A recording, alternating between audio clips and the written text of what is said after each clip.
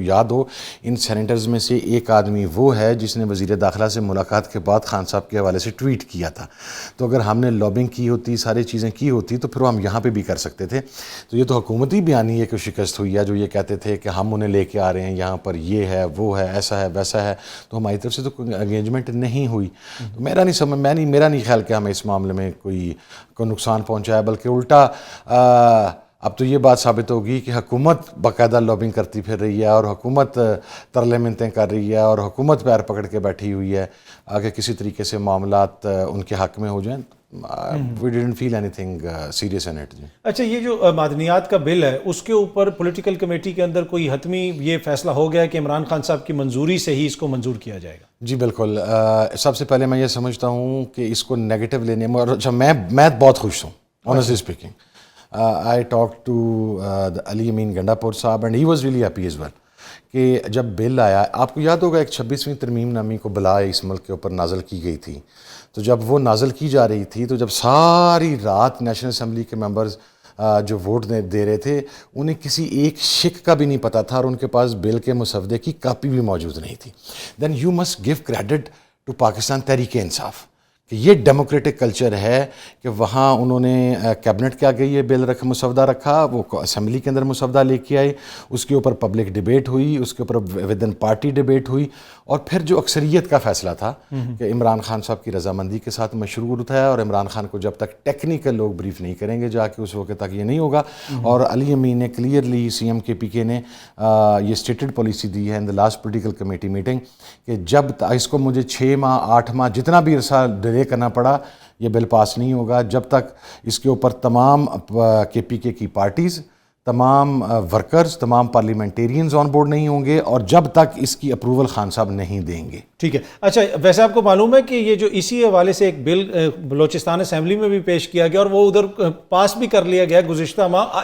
اب پتہ چل رہا ہے مولانا اپنے لوگوں سے پوچھ رہے ہیں کہ بھائی یہ بل آپ لوگوں نے کس طرح پاس کیا؟ میری وہاں پر بات ہوئی ایک رکن سے, انہوں نے پتہ آپ کو کیا کیا, انگلش میں وہ مسودہ دیا اور انہیں کہا گیا کہ یہ آپ کی تنخواہوں میں اضافے کا بل ہے, اور لوگوں سے ووٹ کروا لیا گیا. So this is the way legislation has been done in Balochistan.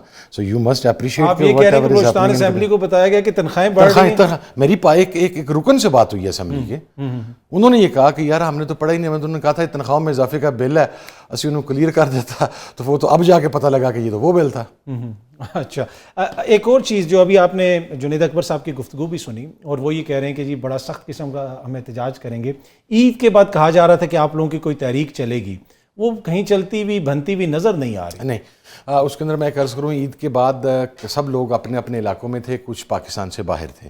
ابھی تحریک تحفظ یعنی پاکستان کی لیڈرشپ تقریباً 90% پاکستان پہنچ چکی ہے, بلکہ اسلام آباد پہنچ چکی ہے. صرف 1-2 لوگ رہ گئے ہیں, وہ بھی انشاءاللہ اس کمنگ ویک کے اندر ہی یہاں پر ہوں گے, اور کمنگ ویک کے اندر ہی ہم اجلاس کرنے کے لیے جا رہے ہیں.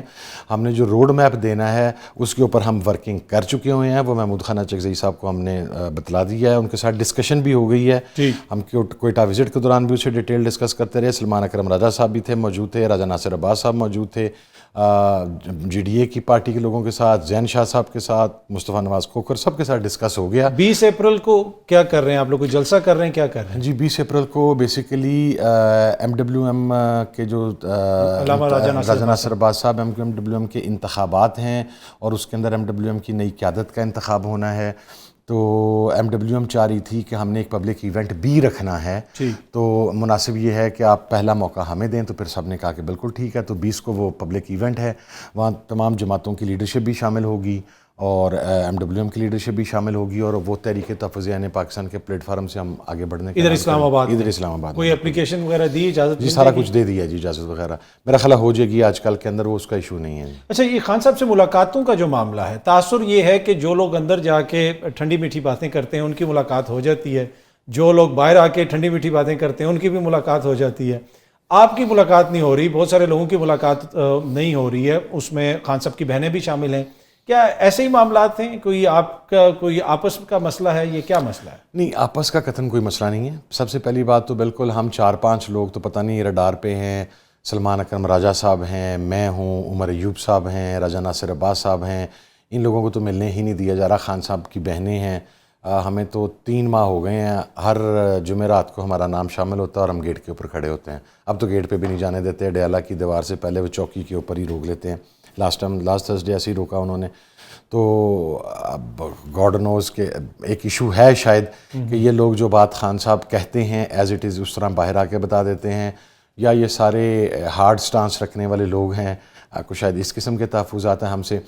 باقی چونکہ ہائی کورٹ کا جو لارجر بینچ تھا وہاں پر ایک میکنزم طے ہوا تھا سپرنٹینڈنٹ جیل کی موجودگی کے اندر. وہ میکنزم یہ تھا کہ سلمان اکرم راجہ صاحب جو ہیں اور بیرسٹر گور صاحب اور باقی فوکل نیاز اللہ نیازی صاحب کے ذریعے جو 6 لوگ ملاقات کریں گے ان کی لسٹ پرووائڈ کی جائے گی. بالکل. تو اس کے اندر گزشتہ 2 تھرسڈیز کو، ایک تھرسڈے کو تو ملاقات ہی نہیں ہونے دی گئی، ایک ٹیوزڈے کی بھی اس ملاقات. تھرسڈے کو جو لسٹ جاری ہے اس میں آپ کا نام ہوگا؟ آئی ڈونٹ نو جی، میں نے تو ریکویسٹ کیا سلمان کل والی لسٹ تو سامنے آ گئی، وہ تو وکلا کل جا رہے ہیں، کل تو وکلا جائیں گے. نہیں، میں نے تو راجہ صاحب سے ریکویسٹ کیا، میں نے کہا جی میرا، راجہ ناصر عباس کا، سلمان اکرم راجہ صاحب سے میں نے کہا ہمارے نام کاٹ کے دیکھ لیں، باقی پولیٹیکل لوگوں کو بیچ کے دیکھ لیں. چونکہ خالی نام سلمان اکرم راجہ صاحب نہیں دیتے جی، اندر سے خان صاحب بھی بتاتے ہیں کہ میں ان لوگوں کو ملنا چاہتا ہوں، پھر ان لوگوں کے نام لسٹ کے اندر انکلوڈ کیے جاتے ہیں. تو اس مرتبہ کوشش ہے. جنید اکبر صاحب کا بھی یہی معاملہ تھا، پھر علی امین صاحب کا یہ معاملہ تھرو آؤٹ رہا، 1 ہفتہ ان کی ملاقات ہی نہیں ہونے دی گئی عید سے پہلے. تو یہ چیزیں تھی. ابھی دیکھیں آپ کو حالات میں کوئی تبدیلی نظر آ رہی ہے؟ کچھ لوگ یہ کہہ رہے ہیں کہ اگر سوشل میڈیا چپ کر جائے گا، تھوڑا سا آپ لوگ ٹھنڈا ہو جائیں گے تو خان صاحب کو ریلیف ملے گا اور معاملات جو ہے حل ہو جائیں گے، بلکہ ڈیٹس دی جا رہی ہیں کہ اس مہینے ہو جائے گا، اگلے مہینے ہو جائے گا.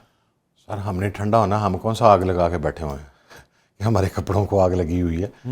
ہم تو بالکل ایک معقول بات کر رہے ہیں، جو بات خان صاحب کہتے ہیں ہم اسی بات کے اوپر کھڑے ہوئے ہیں.